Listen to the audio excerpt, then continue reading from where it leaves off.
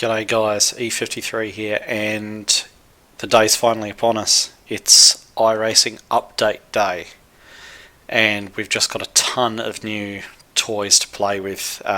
New cars, new tracks, or one new track, new tyre models, damage models, weather effects, track heating and cooling, dynamic track stuff as well.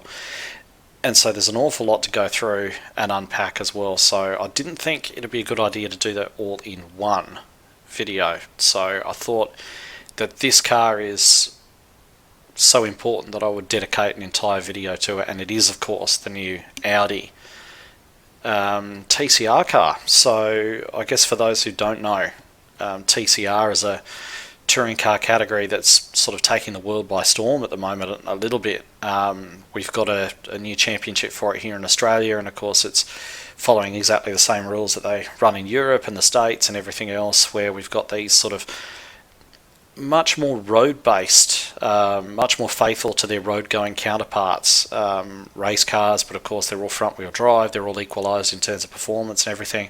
I think there's about 12 manufacturers taking part at the moment in the Australian Championship, and I'm not sure if that number's even higher overseas, but quite a few different makes of car getting out there, and the racing's close, there's lots of contact, it's exciting, and it's really starting to prove to be a very popular format of racing with the public. So iRacing have decided to bring in a new car, and it is their first TCR car, and it is this year of course being the Audi.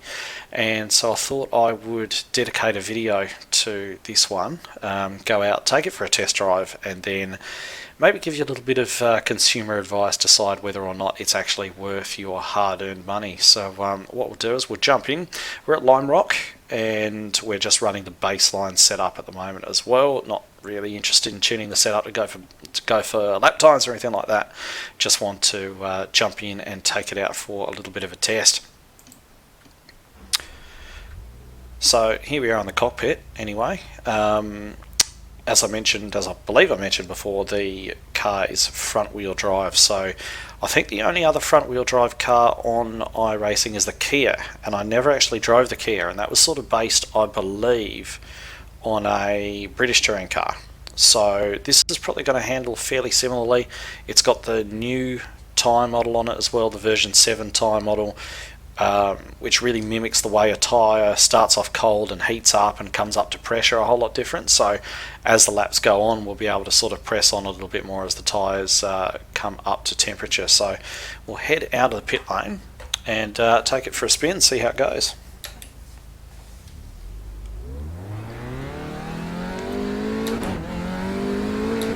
And the first thing that you notice, it ain't quick. And I don't mean that in a derogatory sort of way. You can definitely see it understeering there. The tyres are not up to temperature at all, they're stone cold. Really having to rotate the car on the brakes, and even then you can see it's understeering away.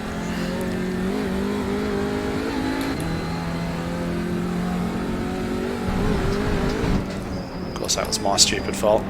But you rarely find yourself using gears sort of below third, and I think on Lime Rock here you don't really use below fourth once the tyres are at the temperature. Oh,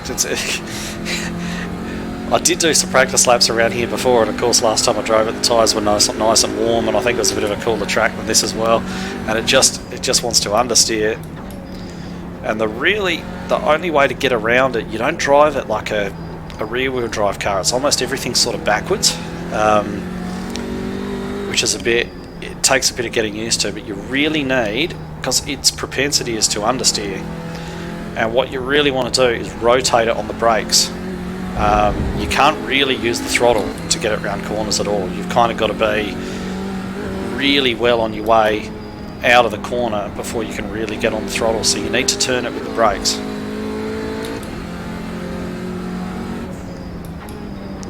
Tyres are coming up a bit now, so it's a bit better to drive. Notice the lap times coming down a little bit too over what we did last time around. But the thing is, with something that I've found with the throttle on it, whichever direction your car is going, if you're trying to accelerate out of a corner, whatever direction your car's already travelling, and keep in mind, I don't mean, oh, I had a pig's ear of that. Keep in mind, I don't mean what direction the car's facing, what direction it's pointing.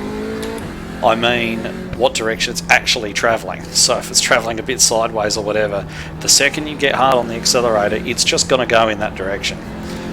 And that's one thing about when it sort of gets sideways a little bit, something that happened just back there when I got a bit sideways, I got back on the throttle, and you can often pull yourself out of trouble with it a little bit. If you start to oversteer, you can sort of correct it with the throttle, because jumping on the throttle just gives you understeer immediately. But what happened then, I was going a bit too quick for it, and it took us straight off the track. So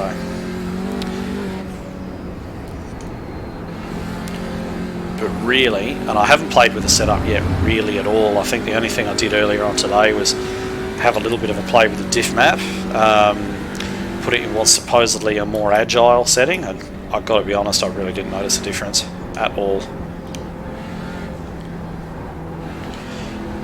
But really, it's almost like, and it's really sort of difficult to get used to, but it's almost like, especially in the faster corners, you sort of turn the wheel in to give the car, I guess, a bit of a hint about which direction you want it to go, and then you almost steer with the pedals. You brake to make it turn into the corner, and the moment you're ready for it to come out, you get on the throttle and it just sort of points the nose outwards. Now, I'm not going to claim to be the fastest road course driver in the world, fastest anything driver in the world actually, and you may find that a different technique works for you, but just in my limited amount of playing with this car, it just seems to me to be the most effective way. But as you can see now, the tyres up to temperature, we're really not going below fourth gear, even in these turns here, which I think, it's been a while since I've driven this track, but you know, they're sort of second and third gear in a GT3 car. We run through them in fourth in this. It's just really, really short gearing down the bottom.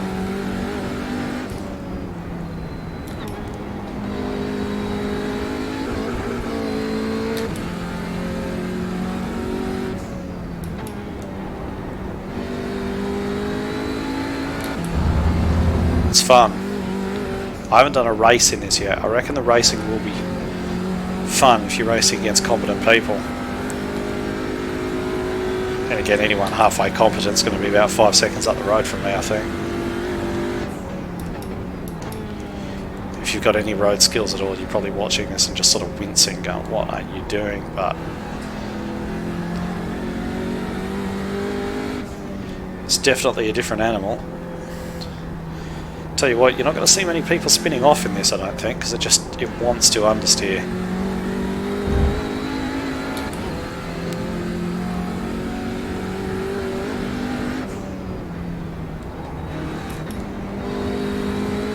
Never remember to downshift there. I never feel like I get that coming over the crest completely right either, where the car goes light and it hits the limiter. It doesn't matter what I do there, whether I lift off, whether I don't, it just feels like I'm getting it wrong.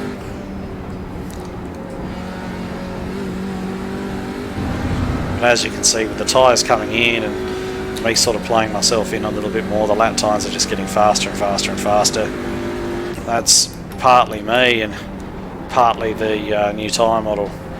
You can see the speed we entered the corner then. We entered that corner much faster than when we actually went off. But of course now the tyres are up, and this new tyre model is fantastic. I mean, a lot of people, they sort of, especially when it came in on the Skippy, there was a lot of guys sort of whinging about it, saying they didn't like driving the Skippy anymore and so on. And I mean, it's not right for a car to have its best grip straight out of the pits, which what used to be the case. The car used to be the best on cold tyres. Used to head straight out of the pits and be on it immediately in most cars. IndyCar was a bit different,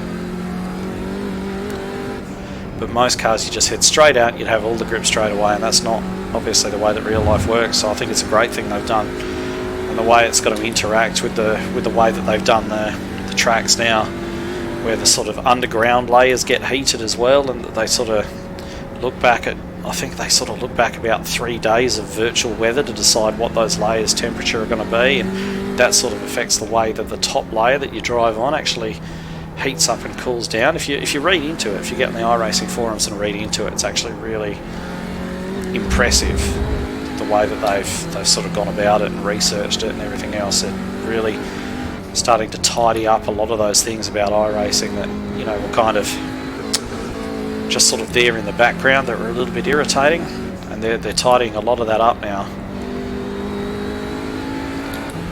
And I mean, this is going to make it, this particular tyre model, especially with the oval cars, you know, it's going to make it harder to drive and harder to race. But, you know, if that turns people off, I'm sorry, but this is supposed to be a sim, so get good.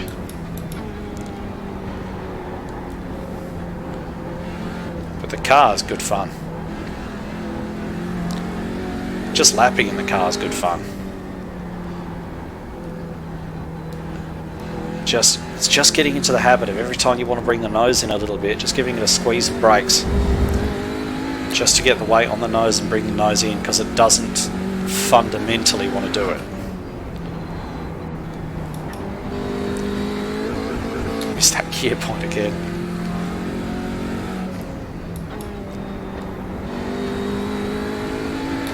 I'm interested to see what playing with the setup will actually do. I don't know if iRacing's planning on making this series sort of fixed setup or open setup, whatever. I have a feeling it's going to be sort of like a C-class car at the absolute highest, even possibly a D-class car. Probably a C, really.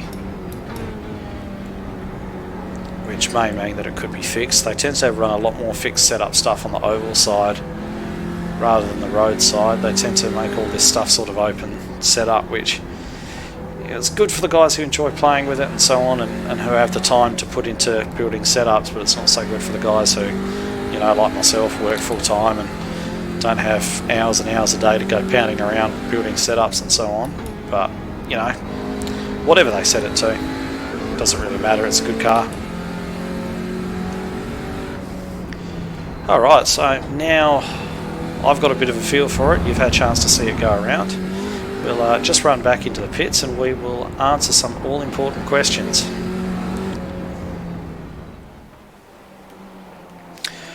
Alright, so thoughts. We always try to answer the questions in these videos. Is the piece of content that we're looking at worth your money or not? And the car itself, the car itself is great. You know, there's never any sort of question about the stuff that iRacing releases. It's always top quality. Has been for a very long time. There are very few dud cars on iRacing, and any duds that do exist tend to be older stuff that no one really uses anymore anyway, or is due to be replaced. And this being being the latest car they've brought out is their usual level of quality. It's brilliant. You know, there's nothing about it that feels off. It feels like you imagine. I've never driven one of these cars in real life, but if you go have a look, I think Jimmy Broadbent did a video, and he has driven one of these cars in real life, and he says it really does feel bang on. So, and to me it feels right. It feels what you'd expect a front wheel drive race car with this amount of power and aero and everything else to actually feel like. So, yeah, obviously a good point there.